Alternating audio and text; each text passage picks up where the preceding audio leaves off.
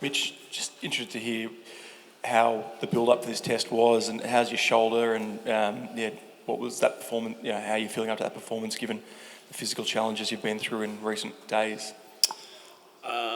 Great lead up, 2 rounds of golf and into the test match. So it's a quick turnaround.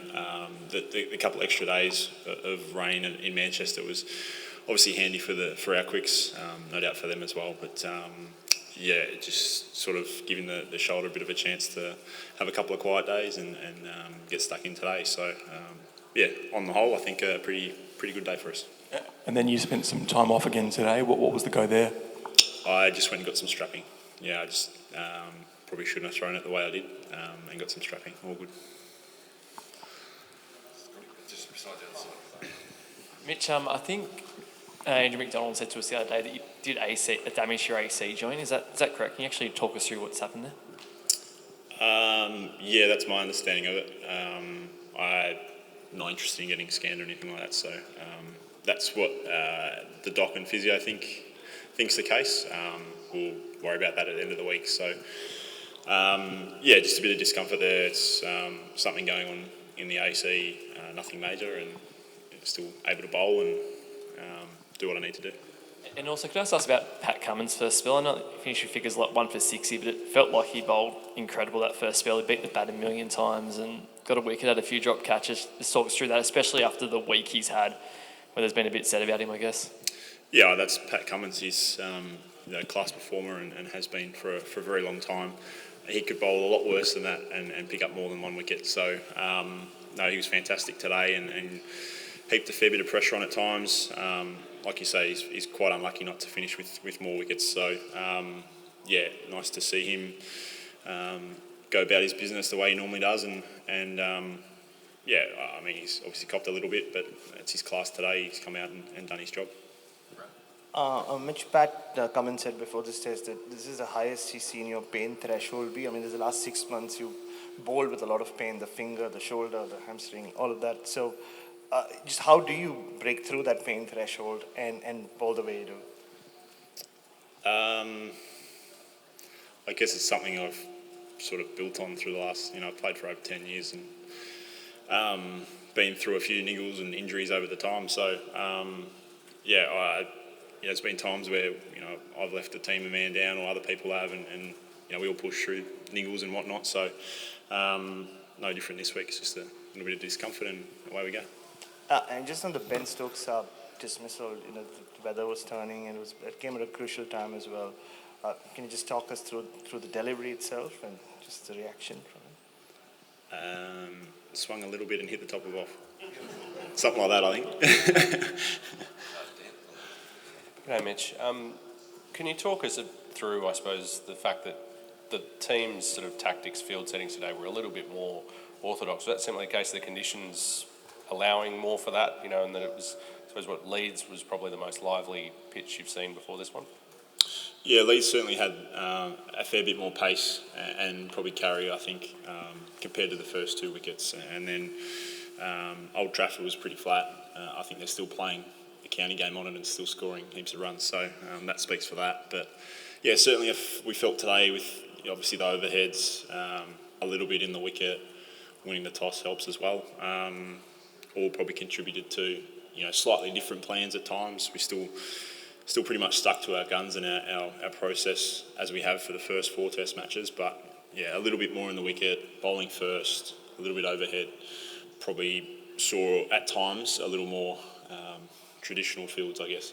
And just with the obviously there were a few chances that went down today, and there were here 4 years ago, same first day of the game, but just talk, I suppose, about the resolve to kind of see it through and keep creating those chances and not sort of let the, I suppose, heads go down if the ball went down. Yeah, that's the nature of the group at the minute. Stay calm and keep creating chances. It's no one means to drop chances. The fact we kept creating them speaks to the application and the quality of the group, and then to continue to take them throughout to take the extra chances throughout the day. So, at no stage were anyone flapping or anything like that. It was the group was pretty calm out there. At times the scoring rate was a bit higher as we've seen throughout the whole series. But I think as we sit here, 1 for 50 after bowling him out, I think it's a pretty good day for us. Mitch, could I just ask about Todd Murphy? Could you talk a bit about the role he did today, obviously coming back into the team after missing Old Trafford and then taking a couple of pretty important wickets in the context of the game? Yeah, he did. He's since he started in his Test career, he's been really really good for us. Obviously through India, didn't play a heap of a role at Headingley. He's pretty sparingly there, but he's come back in and played a job today. He's just he's going to learn from those experiences. His first Ashes tour and on the back of his first Indian tour. So he's going to be a quality spinner for us for a long time. Obviously coming in and trying to fill Nathan's boots is a big deal as it is, and Nathan's obviously bowled quite well here in the past, did in the Test final. So Todd's run off the back of that and bowled some really good overs today. Obviously, you said there's a couple of crucial wickets. So look to him to play another part in the second innings. You're right, Starkey. I know you're a humble guy, and you're keen not to pump up your own tyres, but you looked like you were in a fair bit of pain when you did go off, and your performance when you came back was incredible. Can you just speak about the motivation and where it comes from to dig deep like that? Like I said before, you don't want to leave a group man down at any time. It's not at that stage anyway, but it's just a case to throw a bit of tape on it and get back into it. So it's fine. It's not the most comfortable thing, but I don't think any bowler in international cricket is going to say it's something that's comfortable for the body. So just push on. We've got a big week ahead of us to try and win this Ashes series, and then a few weeks off. So there's no reason not to get up for this week. Just finish off with the ones that already put the hands up for Rainbow. Mitch, Pat mentioned a couple of times in the lead into this game that most of this squad were here 4 years ago, so kind of knew what to expect in terms of a last test of a draining tour. I was wondering whether that has been of benefit, that experience, and whether you can sort of articulate how fatigued people are after 6 test matches in basically 8 weeks. It was a pretty cruisy tour for me last time. It's been pretty compressed this series with the obviously both teams playing a test match before the Ashes started. So it's been a pretty compressed schedule. As I said before, those couple of extra rain days in Manchester probably gave both attacks a chance to freshen up for this game. Guys have been finding ways to switch off, whether it be on a golf course. Some of the families are still here. We're back in London and it was sunny, so I think a few people got out and about over the last couple of days to try and switch off where they could. But you're playing international cricket in Ashes series in England, so there's no reason not to get up for this week. Well, Bob, Mitch, in the spectrum of pitches in terms of pace and carry and movement, where does the Ovals pitch today fit in looking at the series as a whole? I think we mentioned it just before. It's probably, Leeds had a bit more pace and bounce in it. You go back to Old Trafford was as flat as the series had. I didn't play at Birmingham, but it looked, at times good for batting. At times it was, if you got the ball in the right areas, enough there. So, they've all been slightly different throughout the series. And it was overcast all day today as well, so we know that plays a bit of a part in England at times with the Duke ball. So, they've all been slightly different throughout the contests, and it was again today where we finally won a toss and got the chance to bowl on it first. Mitch, I just want to press you a little bit more about the ball to Stokes. Was that kind of the perfect ball you want to bowl to a left-hander? Yeah, I guess so. Swung a little bit late and managed to hit the stumps. Okay. Can you talk a little bit about bowling to Ben Stokes? Like, he's gotten the better of Australia on a few occasions. You've gotten the better of him a few times. That ball to him in the 2019 World Cup where he kind of kicked his bat. What's it kind of like to bowl to him, and how's he maybe different to other top flight batters around the world? You probably wouldn't put him like many others. We've seen that throughout this series, and the way he played, at Lords was next level. The way he's played throughout the series with the tail, I think we're pretty happy to get the tail out there with the tail today.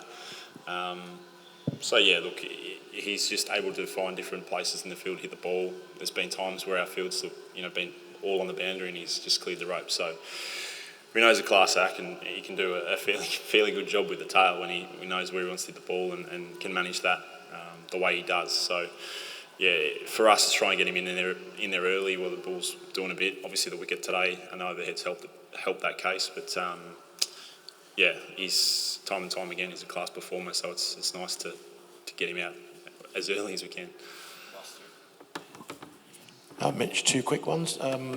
Who's on top? 283 all out is not a mammoth total, but it's not trivial. And what's it like bowling to this fella here? Because he hasn't got 100 in this series yet, but he's hurt you a few times, hasn't he?